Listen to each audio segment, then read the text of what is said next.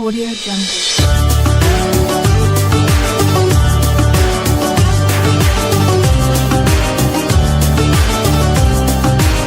Audio Jungle.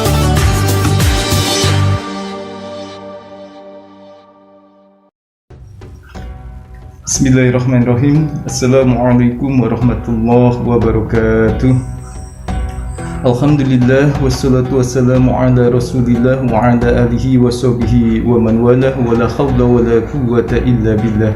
Asyhadu an la ilaha illallah wahdahu la syarika lah wa asyhadu anna Muhammadan abduhu wa rasuluhu la nabiyya wa la rasula ba'dah. Allahumma shalli wa sallim wa barik ala nabiyyina Muhammadin wa ala alihi wa sahbihi ajmain. Amma ba'du.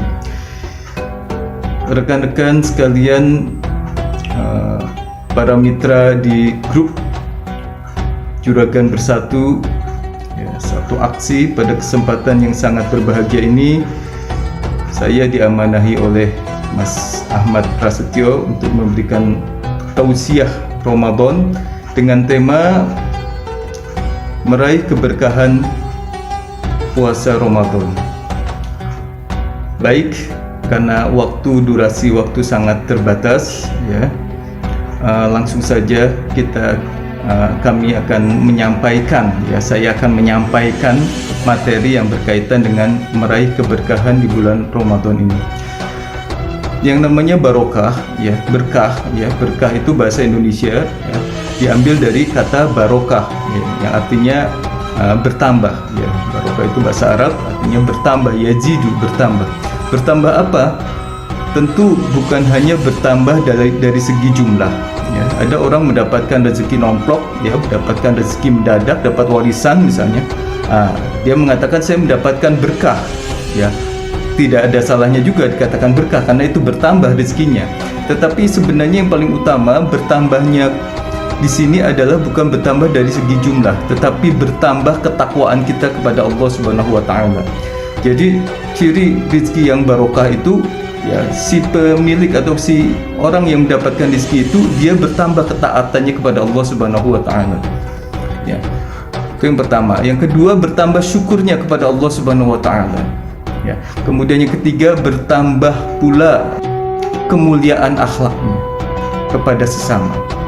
Kaitannya dengan bulan Ramadan ini, bagaimana kita mendapatkan keberkahan di bulan Ramadan ini, yaitu bagaimana kita, ya, setiap aktivitas kita ini, ya, dengan ibadah-ibadah kita, apakah puasa dan, ya, ibadah-ibadah rutin lainnya, itu bisa bertambah ketakwaan kita kepada Allah Subhanahu wa taala. Jika itu terjadi berarti kita mendapatkan barokah.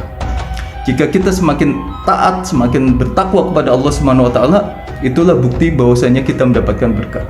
Kemudian, ya, keberkahan juga, ya, muncul, terbentuk dengan akhlak yang mulia, ya. Semakin bersyukur dan bertambah akhlak mulia, karena buah daripada puasa itu sendiri adalah membentuk akhlak mulia. Dengan berpuasa dia semakin jujur, ya, karena puasa melatih kita menjadi orang jujur. Dengan puasa dia semakin bersabar, ya. Kemudian dengan puasa dia semakin dermawan pada sesamanya. Dengan puasa dia semakin rendah hati, tawadhu, ya. Juga semakin qanaah, merasa cukup, tidak serakah dengan rezeki yang ada. Maka itulah buah daripada puasa Ramadan kita dan merupakan ciri daripada kebarokahan dari Allah Subhanahu wa taala. Jadi jangan hanya dilihat dari jumlahnya yang bertambah, ya. Karena suatu saat boleh jadi berkurang, ya. Berkurang dari segi jumlah misalnya, atau berkurang dari segi jiwa, misalnya sakit, ya. Orang yang sakit, ya, kan itu kehilangan jiwanya, kekurangan jiwanya, ya. Tetapi semakin bertakwa kepada Allah Subhanahu wa taala, nah, ketakwaannya itulah buah daripada bentuk daripada barokah itu sendiri. Nabi Ayub alaihissalam diuji dengan penyakit, semakin bertakwa kepada Allah Subhanahu wa taala, dia mendapatkan barokah, rezekinya kembali, kemudian hartanya kembali lagi, ya, yang tadinya miskin, kemudian penyakitnya disembuhkan oleh Allah Subhanahu wa taala, dan istrinya juga kembali kepada dirinya, ya, setelah yang sebelumnya minggat semua, ya, istilahnya karena tidak sabar menghadapi penyakitnya Nabi Ayub tadi.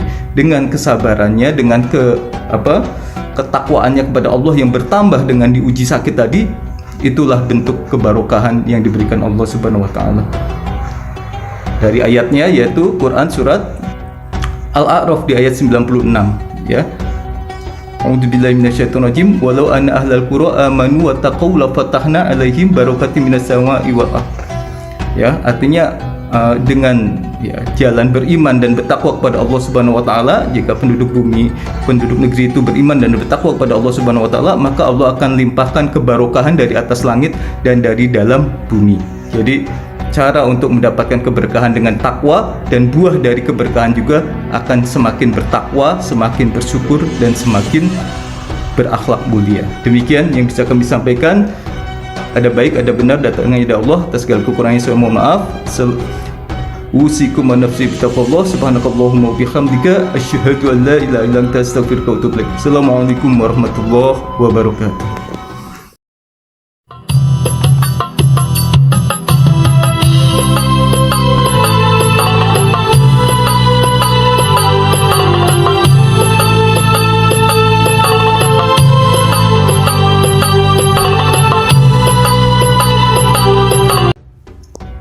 Baik, terima kasih atas pertanyaan-pertanyaan yang masuk kepada saya.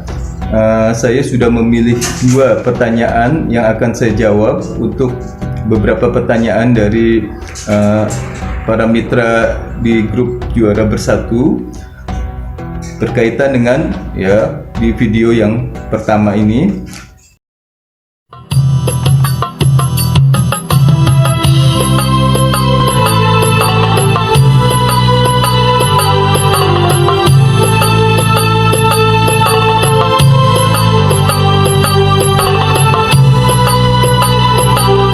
Pertanyaan yang pertama yaitu apakah puasanya tetap sah bagi yang mandi junub setelah masuk waktu fajar. Jadi malamnya misalnya berhubungan dengan berkumpul dengan istrinya atau berkumpul dengan suaminya ya. Kemudian sudah masuk waktu fajar baru mandi ya. Apakah puasanya tetap sah? Nah, jumhur ulama sepakat bahwasanya puasanya tetap sah.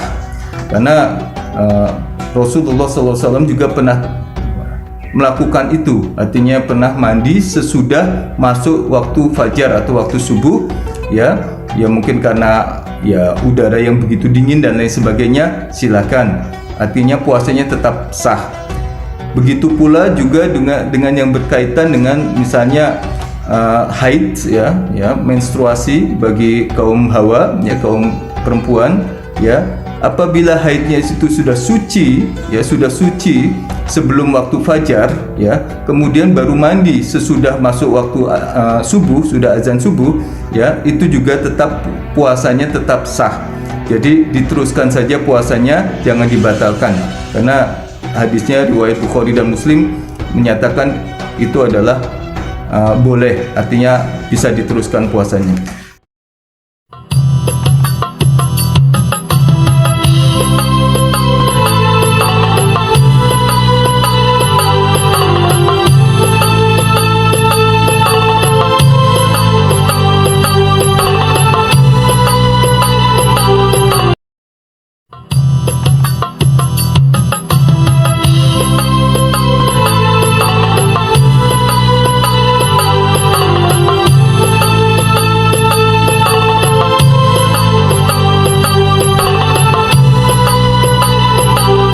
Pertanyaan yang kedua kaitannya dengan muntah.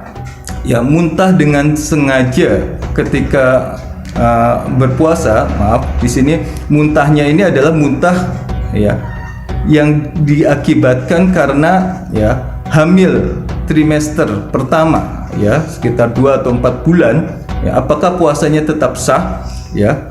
Nah, muntah yang dalam kaitannya kehamilan ini tetap sah puasanya, karena ya hamil dan lain sebagainya itu masuk ke dalam uzur, ke dalam ya sakit, jadi bukan sesuatu yang disengaja ya. Yang membatalkan puasa itu adalah muntah dengan sengaja ya. Muntah dengan sengaja itu bagaimana? Misalnya kita sudah ya lupa makan ya, lupa makan ketika puasa siang hari, kemudian sudah masuk ke kerongkongan ini ya. Nah, kemudian kita muntahkan lagi. Nah, ini yang batal. Muntah dengan sengaja memuntahkan makanan yang sudah masuk ke dalam ini kemudian keluar. Nah, kalau terjadi seperti itu, maka makanan yang sudah ada di ini diteruskan saja ya. Makanan itu yang namanya tidak sengaja ketika puasa itu tidak membatalkan. Tetapi kalau makanan itu masih ada di mulut ya, keluarkan dan puasanya tetap sah, tetap tidak batal ya. Artinya muntah dengan sengaja itu seperti itu ya. Jadi muntah sudah ketelan kemudian dimuntahkan lagi. Nah, itu muntah dengan sengaja itu membatalkan puasa. Jadi kalau muntah karena hamil atau karena sakit ya, akhirnya muntah itu bukan suatu yang disengaja ya, itu karena qadarullah keadaan, situasi dan kondisi yang memaksa harus muntah dan lain sebagainya. Itu tetap puasanya tetap sah dan diteruskan. Demikian yang bisa kami sampaikan, semoga bermanfaat bagi semua. Dan saya kembalikan lagi kepada Mas Ahmad Prasetyo bahwasanya pertanyaan-pertanyaan yang saya pilih, 2 pertanyaan itu karena itu menyangkut pertanyaan yang vital yang penting bagi semuanya. Terima kasih. Assalamualaikum warahmatullahi wabarakatuh. Audio Jungle.